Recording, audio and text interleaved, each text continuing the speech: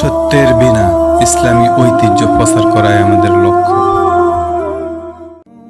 আসসালামু আলাইকুম ওয়া রাহমাতুল্লাহি ওয়া বারাকাতুহু। সুপ্রিয় দর্শক মণ্ডলী, সত্যের বিনায় স্বাগতম। নফসের কুপ্রবৃত্তি দমনের আমল এই বিষয়ে আজকে আলোচনা নিয়ে এসেছি। অবশ্যই ভিডিওটি না টেনে শেষ পর্যন্ত দেখার জন্য আমন্ত্রণ জানাচ্ছি। নফস সম্পর্কে মানুষের জানার আগ্রহের অন্ত নেই। বিশেষ করে যারা আধ্যাত্মবাদ নিয়ে চর্চা করেন তাদের নিকট নফসের আলোচনা খুবই গুরুত্বপূর্ণ।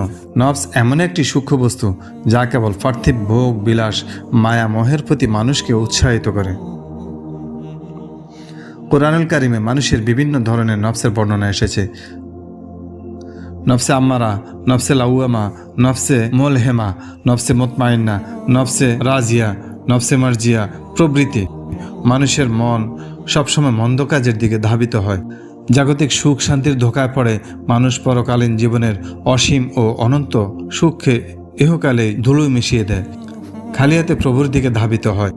কোরআনে ফাঁকে ইরশাদ হয়েছে, প্রবৃত্তি মন্দের দিকে ঝুঁকে থাকে, কিন্তু তার কথা আলাদা, যার প্রতি আমার প্রভু দয়া করেন।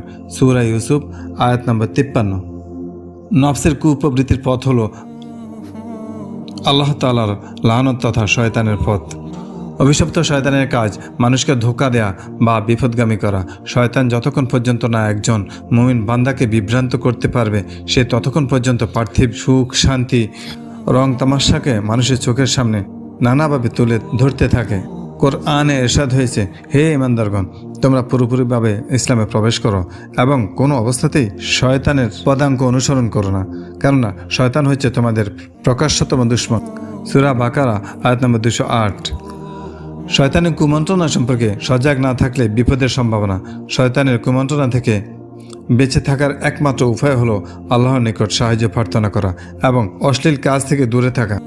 কোরআনে ফাঁকে ইরশাদ হয়েছে, কখনো যদি শয়তানের কুমন্ত্রণা আপনাকে পরিচিত করে, সাথে সাথে আপনি আল্লাহ পাকের নিকট আশ্রয় চান। সূরা আরাফ আয়াত নম্বর 200। আপনি বলুন, আমি উজ্জ্বল প্রভাতের প্রভুর কাছে আশ্রয় চাই তার সৃষ্টি করা অনিষ্ট থেকে। আমি আশ্রয় চাই রাতের অনিষ্ট থেকে, যখন রাত তার অন্ধকার বিছিয়ে দেয়। গিরায় ফুঁক দিয়ে জাদুটনাকারীদের অনিষ্ট থেকে, হিংসুক ব্যক্তির অনিষ্ট থেকেও যখন সে হিংসা করে। সূরা ফালাক আয়াত নম্বর 1 থেকে 5। আপনি বলুন, আমি আশ্রয় চাই মানুষের সৃষ্টিকর্তার কাছে, মানুষের বাদশার কাছে, মানুষের মাবুদের কাছে, কুমন্ত্রণা দানকারী অনিষ্ট থেকে, যে গা ঢাকা দেয়, যে মানুষের অন্তরে কুমন্ত্রণা দেয়, জিনদের মধ্য থেকে মানুষের মধ্য থেকে হোক। সূরা নাস আয়াত নম্বর 1 থেকে 6। যে সকল মানুষ সৎকর্মশীল ব্যক্তিদের সোহবতে থেকে নিজেকে সকল প্রকার মন্দ কাজ থেকে দূরে রাখতে পারবে, তাদের উপর আল্লাহ রাজি খুশি থাকবেন। ওই সমস্ত বান্দাদেরকে আল্লাহ তাআলা জান্নাতীদের দলে শামিল হওয়ার জন্য আহ্বান করতে থাকবেন। কোরআনে ইরশাদ হয়েছে, হে প্রশান্ত আত্মা, তুমি তোমার রবের দিকে ফিরে যাও সন্তুষ্টি চিত্তে ও তার প্রিয় ভাজন হয়ে।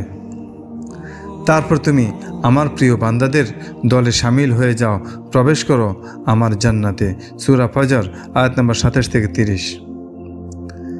জাহান্নামের আগুন থেকে আত্মাকে মুক্ত করতে চাইলে অতীত জীবনের মন্দ কাজের বিষয় নিয়ে অনুতাপ করতে হবে এবং আল্লাহর নিকট ক্ষমা প্রার্থনা করতে হবে। নিজেকে নিজের অতীত জীবনের মন্দ কাজগুলোর জন্য তিরস্কার করতে হবে। কোরআনে ইরশাদ হয়েছে, আরও আমি কসম করছি সে নফসের যে নিজেকে ধিক্কার দেয়। সূরা কিয়ামা আয়াত নম্বর 2। আত্মশুদ্ধি অর্জনকারী ব্যক্তি ইনসানে কামেল তথা আশরাফুল মাখলুকাত। কোরআনে ইরশাদ হয়েছে, নিঃসন্দেহে মানুষের মধ্যে সেই সফল কাম যে তাকে পরিশুদ্ধ করেছে, আর যে তাকে কলুষিত করেছে সে ব্যর্থ হয়েছে। সূরা শামস আয়াত নম্বর 9 ও 10। যে ব্যক্তি তার মনের লোভ লালসা থেকে বিরত হয়েছে তারাই সফল কাম হবে। সূরা তাগাবুন আয়াত নম্বর 16। আল্লাহ তাআলা নফসের কুপ্রবৃত্তি থেকে বেঁচে আত্মশুদ্ধি অর্জনের জন্য তৌফিক দান করুন। ওমা তৌফিকি ইল্লা বিল্লাহ। মনোযোগ দিয়ে এই ভিডিওটি শোনার জন্য আপনাকে অসংখ্য অসংখ্য ধন্যবাদ। পরিশেষে যে কথা বলবো, যারা এখনও এই চ্যানেলে সাবস্ক্রাইব করেননি, সাবস্ক্রাইব করে আমাদের সাথে যুক্ত থাকবেন। মনে রাখবেন, ইসলামী ঐতিহ্য প্রচার করে আমাদের একমাত্র লক্ষ্য। সত্যের বিনা একটি ভিডিও শেয়ার করে আপনিও হতে পারেন এই গৌরবময় কাজের অংশীদার। ভালো থাকুন, শুভকামনা। আসসালামু আলাইকুম ওয়া রাহমাতুল্লাহি ওয়া বারাকাতুহু।